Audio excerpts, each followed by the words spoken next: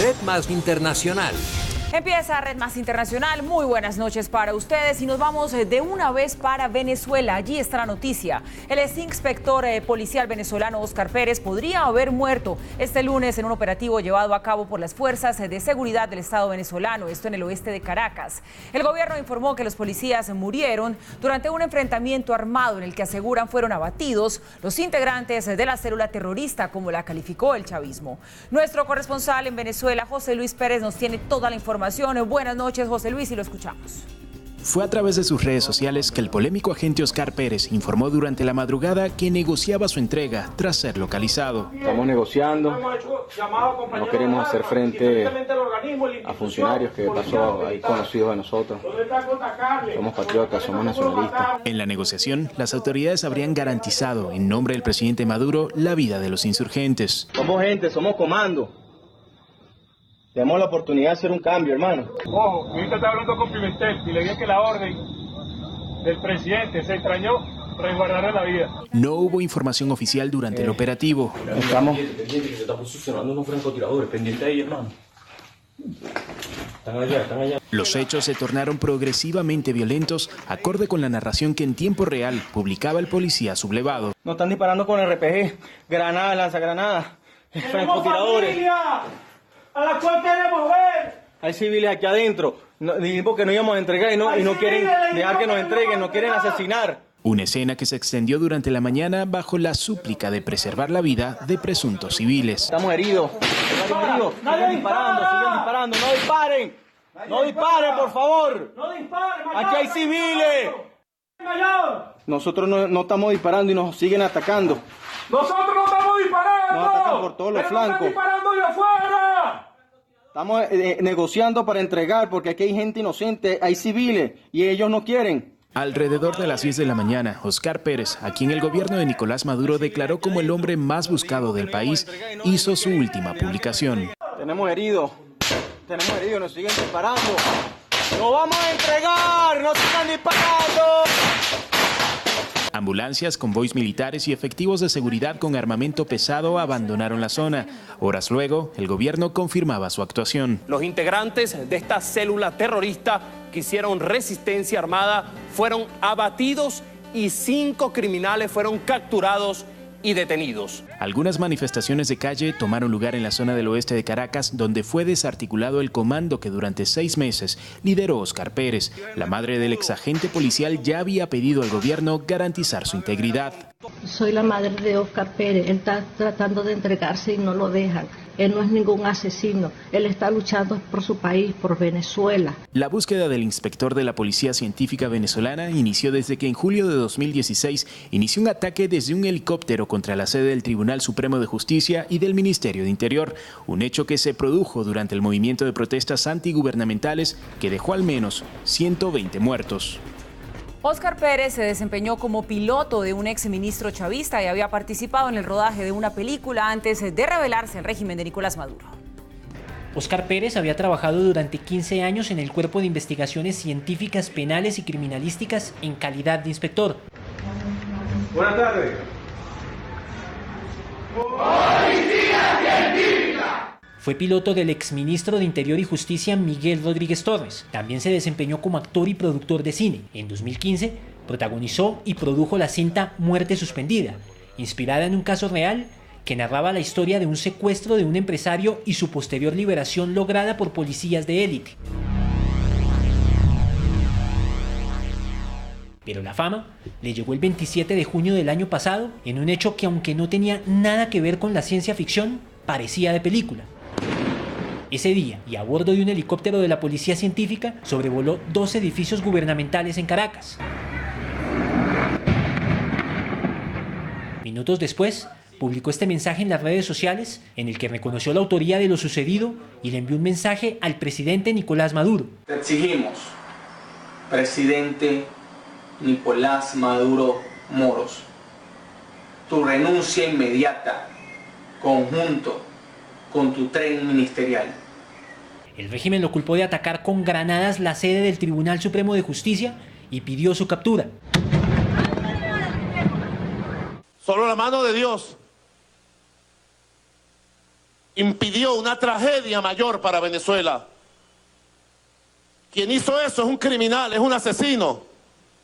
Y le pido la colaboración a todo el pueblo de Venezuela, si aún se encuentra en territorio nacional, que el pueblo de Venezuela, al identificarlo, lo capture donde esté, este terrorista y criminal. Desde entonces, Pérez permaneció en la clandestinidad. El gobierno venezolano tenía emitida una alerta nacional e internacional para su detención. Había aparecido en varias protestas opositoras y desde las redes sociales publicaba mensajes para expresar su rebelión. Pese a que este lunes uniformados oficialistas lo acorralaron en un sangriento operativo que dejó varios muertos, Óscar Pérez se convirtió en un símbolo de la lucha contra la dictadura chavista.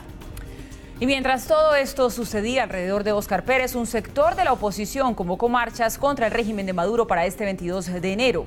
El llamado se produjo en medio de las fuertes protestas y saqueos que continúan en varios estados de Venezuela. Esto no se ve todos los días, qué locura, ¿vale? ¡Mira, Alberto!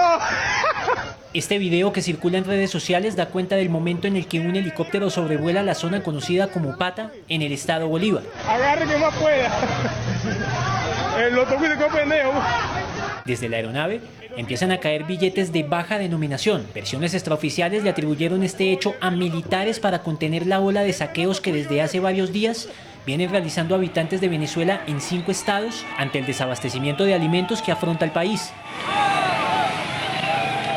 Además de los asaltos a tiendas y supermercados, también hubo manifestaciones. En un sector de Caracas conocido como Los Cortijos, cientos de personas marcharon con pancartas y banderas de Venezuela por un propósito. Nos organizamos para decirle a Lorenzo Mendoza que en este momento es la única persona que está en sus manos de dirigir los destinos de este país. La persona a la que hacen referencia es Lorenzo Mendoza, presidente de Empresas Polar y quien desde hace varios meses ha sonado como candidato de la oposición a la presidencia de Venezuela en unas elecciones que el propio Nicolás Maduro ha dicho que serán realizadas este año. Por su parte, la dirigente del movimiento Soy Venezuela, María Corina Machado, convocó a protestar el 22 de enero para rechazar la situación de hambre que viven cientos de venezolanos y respaldar a los cancilleres del denominado Grupo de Lima que se reunirán ese día en Santiago de Chile con el propósito de tratar la crisis del país suramericano. De nuevo con ustedes y seguimos en América Latina, donde Chile, por supuesto, también es noticia. En medio de algunos hechos violentos y amenazas en su contra, el Papa Francisco llegó a este país, llegó a Chile, en donde va a permanecer hasta el próximo jueves para después desplazarse a Perú. Muy temprano llegó el Papa Francisco al aeropuerto de la capital italiana para emprender un vuelo de más de 15 horas que lo llevaba a territorio chileno. Luego de saludar a sus más cercanos colaboradores, el Santo Padre se subió al avión de Alitalia, que a las 8 en punto despegó. Ya eran las 7:10 de la tarde en el Aeropuerto Internacional de Santiago. El sol empezaba a caer, pero eso no impidió que la bandera del Vaticano fuera vista. Varios minutos después, el Santo Padre salió de la aeronave, descendió las escaleras y al pisar suelo suramericano fue recibido por la presidenta Michelle Bachelet y 2 niños que lo esperaban con un regalo. Los integrantes de la Orquesta Juvenil de Chile también le tenían una sorpresa musical.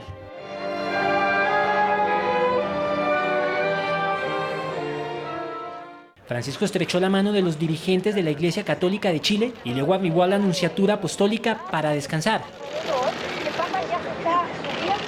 Este martes 16 de enero, Francisco tiene 6 actividades agendadas, entre las que se destacan la misa en el Parque O'Higgins y la visita al Centro Penitenciario Femenino.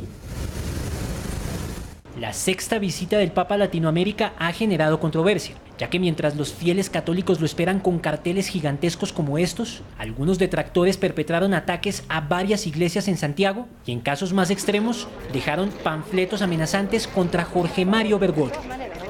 Antes de partir hacia Chile, el Papa Francisco les repartió a quienes viajaban con él una fotografía con la que expresó su preocupación por una posible guerra nuclear.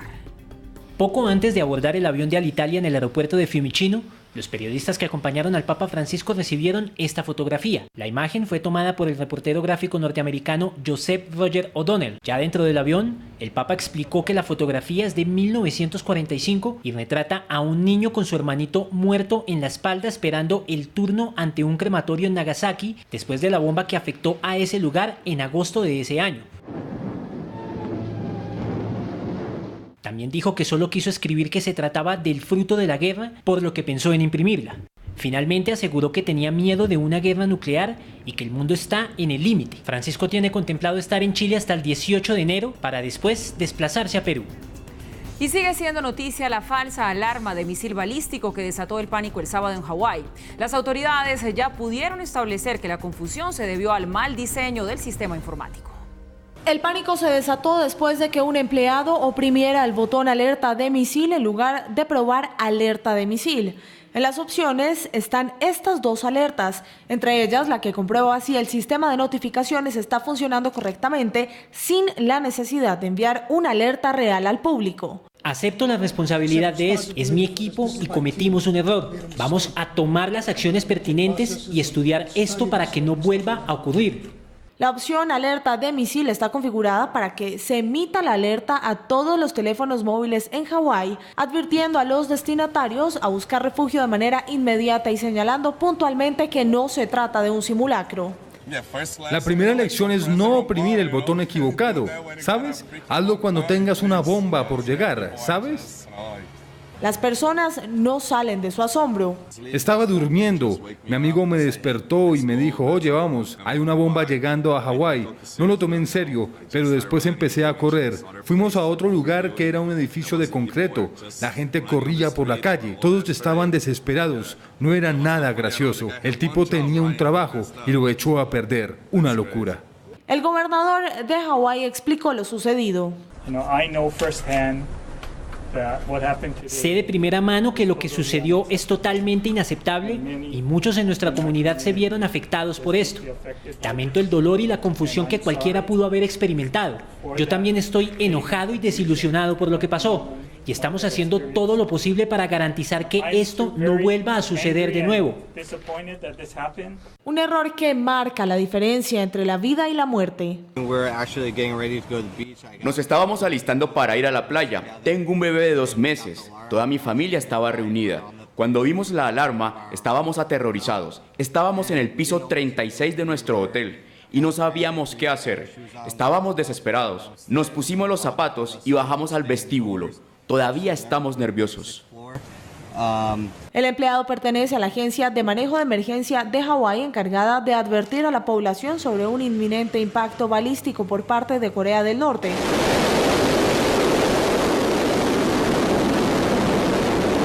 Fueron 38 minutos de pánico. El operario no será despedido, mientras las autoridades sostienen que serán tomadas todas las medidas necesarias. Días después de sus presuntas declaraciones donde llamó a El Salvador, Haití y también algunos países de África huecos de mierda, una vez más Donald Trump aseguró que no es racista. La aclaración coincidió con el día de la conmemoración de Martin Luther King.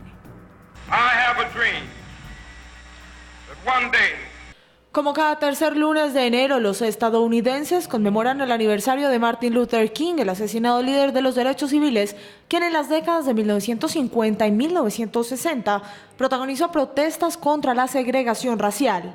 Un discurso recordado por años, igual que su lucha por la igualdad de las personas afrodescendientes y su derecho al voto. I Have a Dream, un discurso que se convirtió en todo un movimiento nacional sobre derechos civiles. King fue asesinado cuando tenía 39 años en Memphis, Tennessee, y previo a este día de conmemoración en la nación americana, desde Palm Beach, Donald Trump respondió a las preguntas de los periodistas quienes indagaron sobre sus supuestas declaraciones. No soy racista, soy la persona menos racista que usted haya entrevistado, eso se lo puedo afirmar. Y así conmemoró la fecha nacional intentando expresar una vez más que no es una persona racista. I have a dream. Dr. King's dream. Ese sueño del Dr. King es nuestro sueño, el sueño americano. Es la promesa plasmada en la tela de nuestra nación, grabada en los corazones de nuestra gente y escrita en el alma de la humanidad. Y así avanzó el discurso del mandatario. Es el sueño de que la gente sea juzgada por quienes son, no por cómo se ven o su origen. Es el sueño de que nuestra nación ofrezca amor y una vida digna a cada americano, sin importar su color y credo. Trump también se refirió al programa de acción diferida conocido como DACA. Bueno, honestamente no creo que los demócratas quieran hacer un trato. Ellos hablan de DACA, pero no quieren ayudar a los beneficiarios. es que crece la incertidumbre después de 4 meses de diálogo entre demócratas y republicanos, mientras más de 800,000 jóvenes esperan una salida para solucionar su estatus migratorio después de llegar a Estados Unidos siendo niños sin documentos. Continuamos aquí en Red Más Internacional. Pánico en Yakarta. Más de 70 personas resultaron heridas después de que colapsara un balcón en el edificio de la Bolsa de Valores.